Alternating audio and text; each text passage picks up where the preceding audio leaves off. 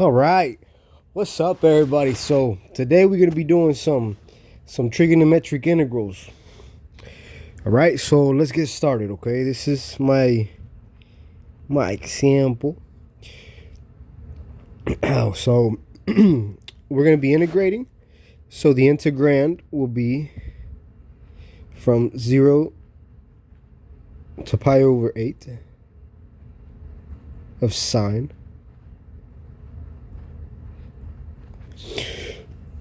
of 3x all raised to the fourth power. So, all right, hold on. I'm excited. So, okay. So for this one, we're gonna use a simple formula called the half angle formula. Half angle formula says that when you have sine squared of theta equals 1/2 1 minus cosine of 2 theta, where the angle in cosine is doubled, not squared. All right, you should know that. You should know that because that is basic. All right, so let's get a move on. So then if we do, man, that's an ugly 0. Hold on. From 0 to pi over 8 sine squared of 3x squared. It's the same thing as writing sine to the fourth. Okay, so I hope I didn't lose you. So then we have the integral from 0 to pi over 8 of, when we have that squared sine function, we can use the half angle formula. So it would be 1/2 times 1 minus cosine of 2 times theta. So it would be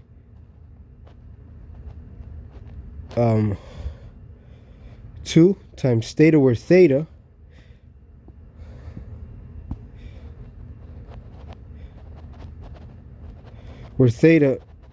is the angle. Theta will be the angle of the sine function. So it would be 2 times that angle, which would be 3 times 2, 6x. All of that squared.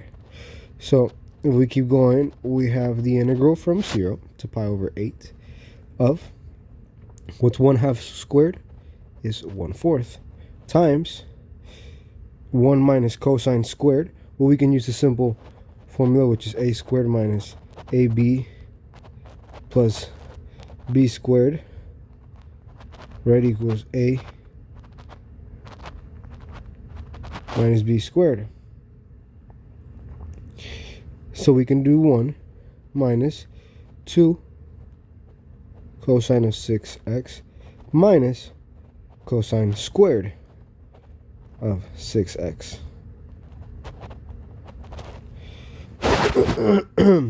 Okay.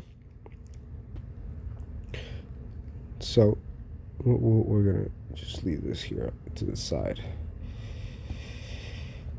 So if we keep going, we have the integral from 0 to pi over 8 of, after we distribute our 1/4, we're going to have 1/4 minus 1/4 times 2 is 2 over 4, which is 1/2 cosine of 6x minus, whoops, there should be a plus. Sorry. Plus 1/4 cosine squared of 6x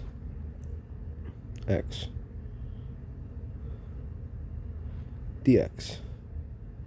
So if we go back really quick, remember how we have the half angle formula for the sine function? We also have that same half angle formula for the cosine function, where cosine squared of theta equals 1/2 times 1 plus cosine of 2 times whatever that angle is. So if we rewrite the integral, we're going to have 1/4 minus 1/2 cosine of 6x plus 1/4 times, remember that it's going to be 2 times the angle. So what is the angle in cosine squared of 6x? The angle would be 6x. So 2 times 6x is 12x. So we would have 1/2 1 plus cosine of 12x.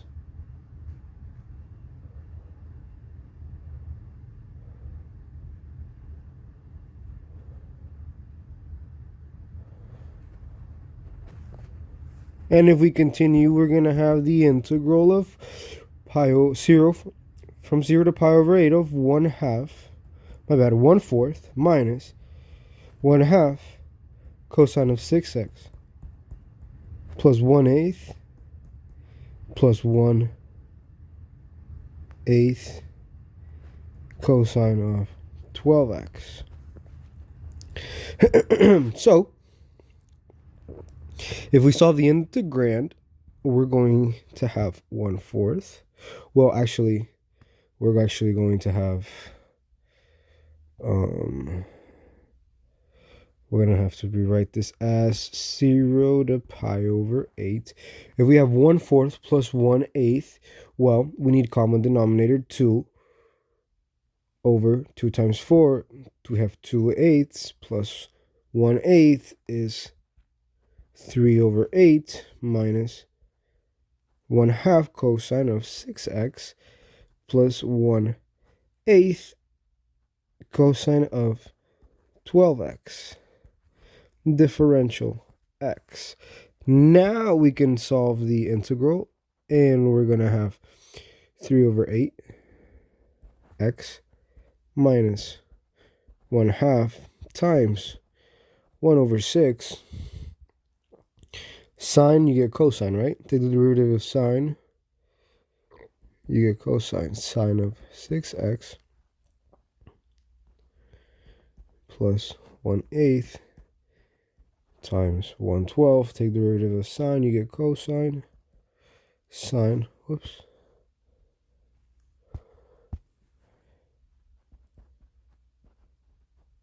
sine of 12x from 0 to pi over 8.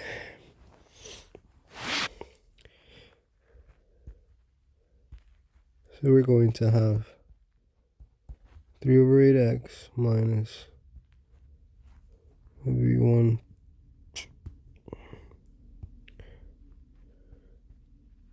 1/12 sine of 6x plus 1 over 8 times 2, 16.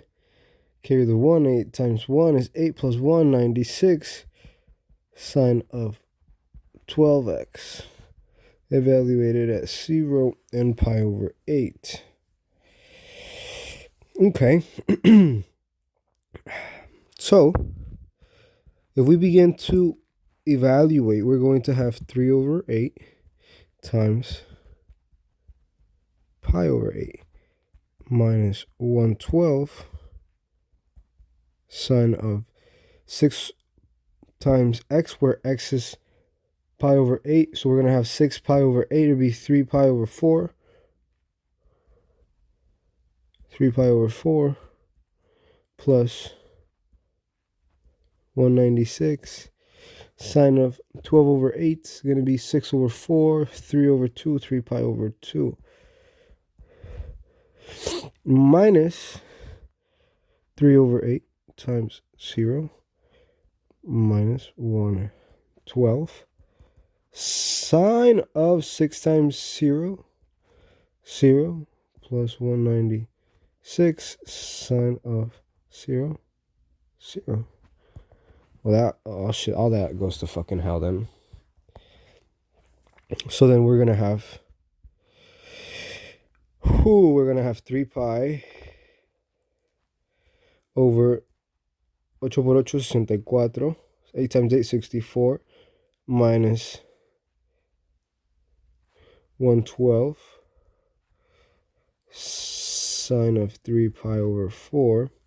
Well, sine of 3 pi over 4, we can quickly deduce that, because if we go off here to the side, 3 pi over 4, we can turn that into degrees by multiplying 180 divided by dividing well, by multiplying 180 times 3 eventually. So basically my pi's cancel out and I get with 135 degrees. So in the unit circle, right, in the unit circle, we go, here's 0, here's 90 degrees, and here's 180. So going at 90 degrees, 135 degrees, right? 90 plus 45 is 135, which is right here. So right here is the same thing as saying, what is it, 30, 60? No, right here is the same thing as saying 45 degrees, which 45 degrees in quadrant 1 is square root of 2 over 2, comma, square root of 2 over 2 cosine sine, right? Cosine and sine. So then if we go over here, then our x is going to be negative square root of 2, and our y is going to be positive.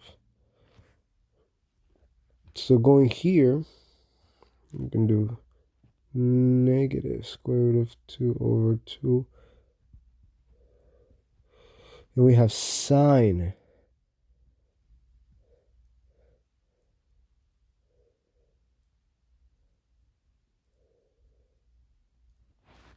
Therefore, we're going to have a positive square root of 2 over 2. Square root of 2 over 2 plus 196 times sine of 3 pi over 2. Again, 3 pi over 2. We can, well, you should just know, you should know that 3 pi over 2, because here is 0, here is pi over 2, here is pi, and here is 3 pi over 2, and then it goes to 2 pi. So you should know that here our x coordinate is negative 1, and our y, wait, I'm sorry, that's wrong. Our x coordinate is 0, and our y is negative 1. 0 and negative 1. Therefore, sine is negative 1.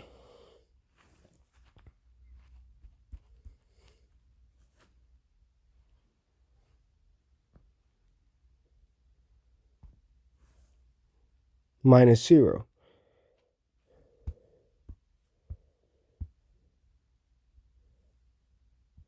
All that goes to 0. And then we have 3 pi over 64 minus square root of over 24 minus 1 over 96. And that, my friends, should be your final answer. Greetings from up above.